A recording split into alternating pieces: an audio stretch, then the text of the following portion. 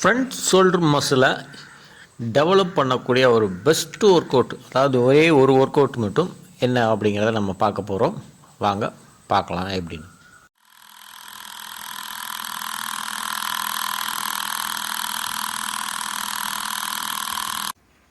Front shoulder மசிலுக்கு நிறைய பயிற்சிகள் இருக்குது. அதாவது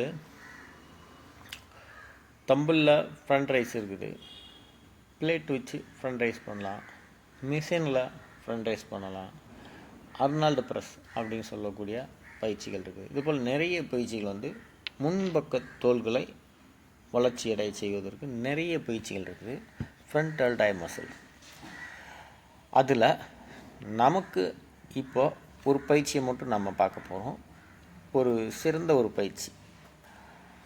நீங்கள் வெறும் பிளேட்டை வச்சு ஃப்ரண்ட் ஷோல்டர் மசிலுக்கு நீங்கள் பயிற்சி கொடுத்துக்கிட்டே இருந்தீங்கன்னா, நிறைய பேர் ஃப்ரண்ட் ஷோல்டர் மசிலுக்கு பயிற்சி கொடுக்கும்போது ட்ரெப்பீசியஸ் இருக்குது பார்த்தீங்களா, அதை ப்ரெஸ் பண்ணி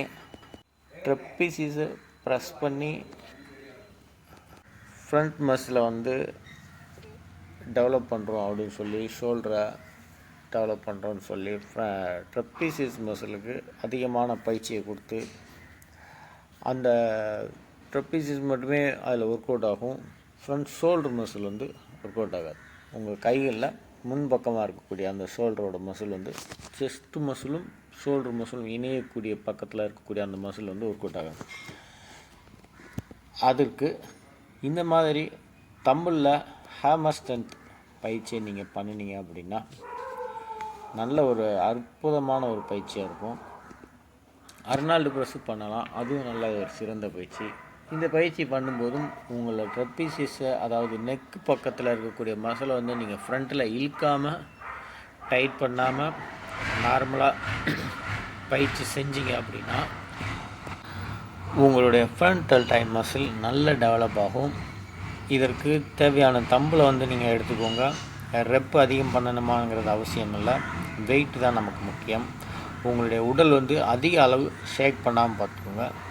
மீடியமான ஓரளவுக்கு வெயிட் வச்சுக்கோங்க. ஓவர் வெயிட்டில் நான் பண்ணுறேன்னு சொல்கிறதை செஞ்சீங்க அப்படின்னா உங்களுடைய உடல் அதிகமாக மூமெண்ட் ஆகும். அதனால் ஓரளவுக்கு உங்கள் உடலை கண்ட்ரோலாக வச்சுருந்து, பாடி ஷேக் ஆகாமல் வச்சுருந்து கண்ட்ரோலாக நீங்கள் இந்த பயிற்சி பண்ணணும். அப்போ தான் சரியாக உங்கள் ஃப்ரண்ட் டெல்டாய் மசிலில் நீங்கள் தூக்கக்கூடிய வெயிட் போய் வேலை செய்யும். இந்த பயிற்சியை நீங்கள் ஒரு 4 செட்டு வரைக்கும் பண்ணுங்கள். ஒவ்வொரு செட்டுக்கும் ஒரு 12 ரெப்பு இல்லைன்னா 10 ரெப்பு வரைக்கும் நீங்கள் பண்ணலாம். அதிகபட்சம் 12 ரெப்ஸ், அவ்வளோதான். உங்களுடைய மசில் நல்லா பல்காக வரணும், சைஸ் பெருசாக வரணும் அப்படின்னா அந்த மாதிரி பயிற்சியை நீங்கள் கண்டிப்பாக எடுத்துக்கணும். அப்போ தான் உங்களுடைய ஃப்ரண்ட் டெல்டாய் மசில் நல்ல ஒரு சிறந்த ஒரு பயிற்சிக்கு உள்ளாகும். இந்த பயிற்சியை நீங்கள் செஞ்சு முடித்ததும் ஷோல்டருக்கான ஸ்ட்ரெச்சு நீங்கள் செஞ்சு விடணும். இந்த ஸ்ட்ரெச்சு எல்லாம் எப்படி பண்ணுறது அப்படின்னு நம்ம தனியாக ஒரு வீடியோ பதிவில் ரெடி பண்ணி கொடுக்கணும். ஒவ்வொரு மசிலுக்கும் என்னென்ன ஸ்ட்ரெச் பண்ணணும் அப்படிங்கிறத நம்ம அடுத்து ஒரு வீடியோ பதிவாக வெளியிடலாம்.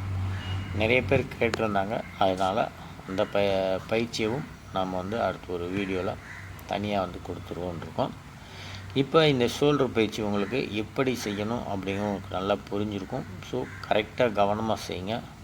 நன்றி நண்பர்களே. மீண்டும் அடுத்த ஒரு பதிவில் சந்திக்கிறேன். நன்றி.